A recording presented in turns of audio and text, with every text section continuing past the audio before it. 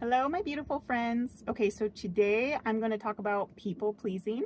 This will be part one, and I am going to reference my notes because people pleasing has always been a big thing for me that I've struggled with, and I've really dove in trying to figure everything out through all of my healing. And there's just so much to unpack that not only am I going to make it into two parts, but I'm also going to reference this because I'm not a doctor, I'm not a psychologist, I'm not a therapist. Okay, so I'm just sharing the knowledge that I've gained, but I don't have it memorized. And so I am going to reference this. But people pleasing. What is people pleasing? People pleasing is when we are consistently putting other people's needs ahead of our own. And why do we do this? Why do we people please? So if you grew up in a home with substance abuse, you had an alcoholic parent, you had a dysfunctional home, we did this in hopes to gain control over certain situations, to gain approval, to avoid any and all conflict, and to seek love and attention or, just any affection from our parents in general. People pleasing is a coping mechanism that we learn in childhood when we do have substance abuse in the house. Because we try to make our unsafe environment safe.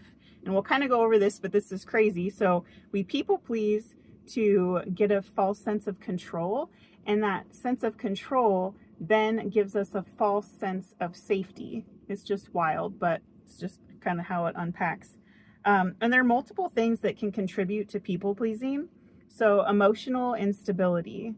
So think about if you had a alcoholic parent or there was substance abuse in your house. Parental mood swings is a big one, right? Maybe they were having a bad day, or maybe they just had drank too much and their mood swings are just all over the place, which as a child you can feel completely unsafe, right? Neglect, there can be anger, so maybe there's even anger issues, and if there's substance abuse, we know that anger can then heighten with that as well. Or they're just emotionally unavailable. I have an example that I wrote down from my childhood. So as a child, I just never knew what kind of state I was going to find my mother in. I didn't know if she was going to be sober. I didn't know if she was going to be passed out. I was left home a lot, so that alone was scary enough, right? But yeah, I just never knew what kind of state she would be in. And so this caused me to live in a constant state of anxiety, but also fear, okay? And so to gain control of the unpredictable environment that I was in, I had to please my parent to minimize any conflict, or to get attention, right, as a kid. So if you then got attention, or it did make it so you didn't cause any conflict, then we probably saw this as a safe zone when we were a kid.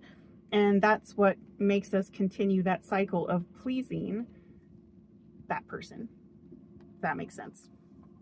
And then conditional love and validation. So conditional, that's the huge thing. If you grew up with alcohol in your home or substance abuse, this is huge because it's probably very common that the love was conditional. And so, for example, maybe your parent only showed you love and affection when they were sober, right? You would go up to them and sober and they'd show you so much love and you're like, oh my gosh, this is the best thing ever. This is a completely different parent. Or maybe it was when they were in a good mood. If they were having a good day, they're going to be kind to you, okay? So we just never knew how they were going to treat us, right? It was always conditional. And then this can also make you believe that love and affection must be earned by being perfect, right? Or doing a perfect behavior. And so, of course, what does that then lead to? Which I also have always struggled with: perfectionism. Okay, so you'll start to see these all kind of snowball off of one another. It's just wild. And over time, this can also make you hyper aware of other people's emotions, and you will strive to please them because you learn that it will lead to love, or hoping that it will lead to love and affection. And So that makes you hyper aware of everybody else's emotions. So you just think like, okay, if I can keep them happy, I will get love and attention that I am so badly needing. Kind of breaks my heart, but it's good to go through this so we can learn and, we can heal. Another one would be lack of boundaries. So dysfunctional homes often lack clear boundaries, or any home that had substance abuse, or just boundaries in general. I think I shared in one of my previous videos that when I was in therapy starting at 32 was the first time that I ever knew a boundary even existed. I didn't even know what a boundary was. That's full transparency.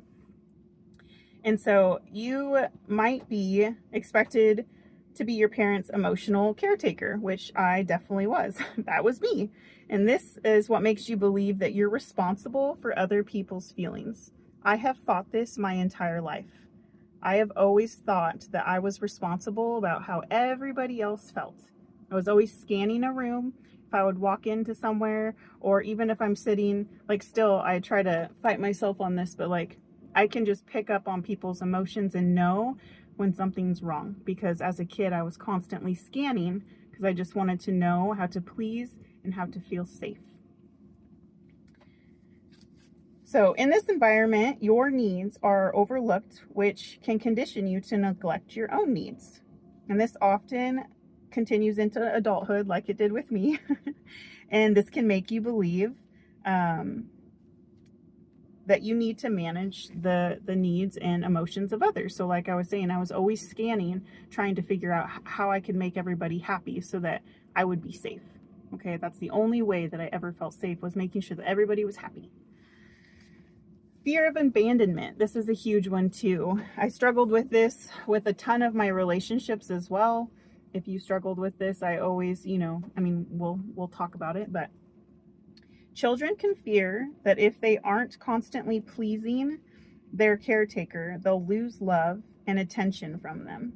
So you would rather keep the peace than them leaving you. You want to make sure that you do everything to keep the peace and make them happy, to make sure that they don't leave you. And I went through this in like my high school relationships, and as I got older with some of my relationships, because I just, like, that's what I was taught. I wanted to make sure that I kept everybody happy because I was so afraid of them leaving me.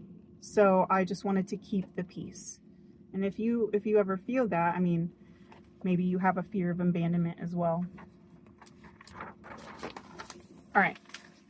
I'm also going to go over 3 people-pleasing behaviors. Okay. So there's the caretaker or the rescuer. And I definitely identify with this one. So you might have taken the caretaker role in hopes to keep your home stable, or so that it felt safe.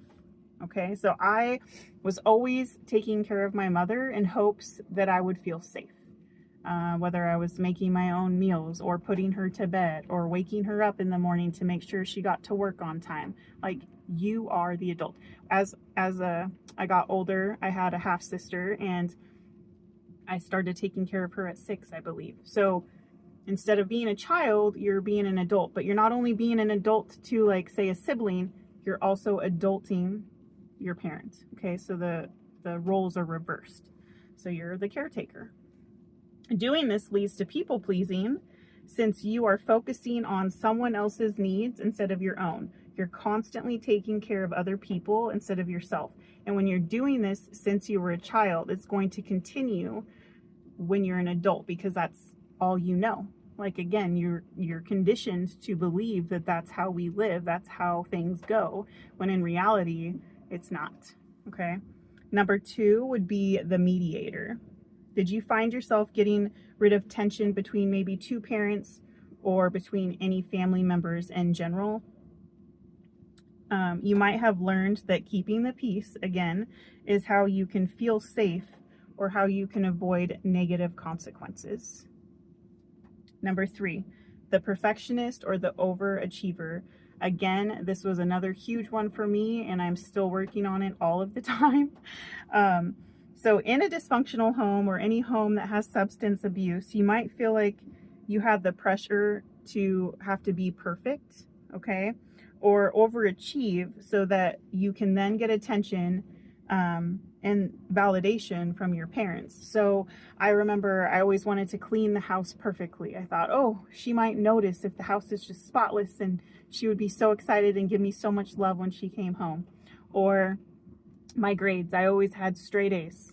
I was a perfect student, 4.0, and I thought that that would give me praise. Or like my sports, I was always so good at my sports, but nothing was ever good enough. Not in the sense that she put me down, that she just was not there, right?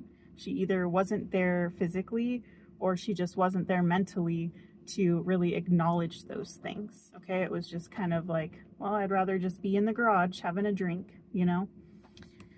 So, yeah, this can make you believe that you must always be perfect, or like later on in life that everything just has to be perfect or good enough for you to get love from others. So we're gonna just end this here, that people pleasing often stems from self-doubt, insecurities, and the need to control in order to feel safe. So again, if there's one thing that I can leave you with, it is so often stemmed from the fact that we felt so much anxiety, so much fear, so much instability. We just constantly felt so unsafe that we trained ourselves to do all of these things to please that caretaker or that parent, so that we could, in hopes, finally get attention and love that we so badly wanted, but to also feel safe, okay?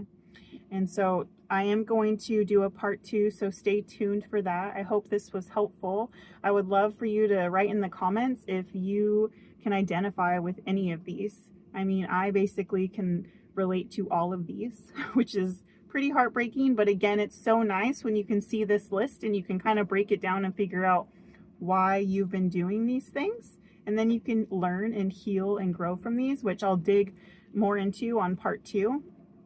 But yeah, give me a comment, let me know, you know, if you can relate to any of these, like it, if you would like to see a part 2, because I'm going to do that. And if you're going through this, please just know that you're not alone. That's my biggest thing in all of this, is that you're just not alone, and I want you to know that, and you have support here. And if you're doing the work, I'm so proud of you. And even if you haven't started yet, it's freaking hard, but we can do hard things, and you're amazing. Keep going, keep growing. I'm here for you, and I'm sending you so much love and light. Mwah.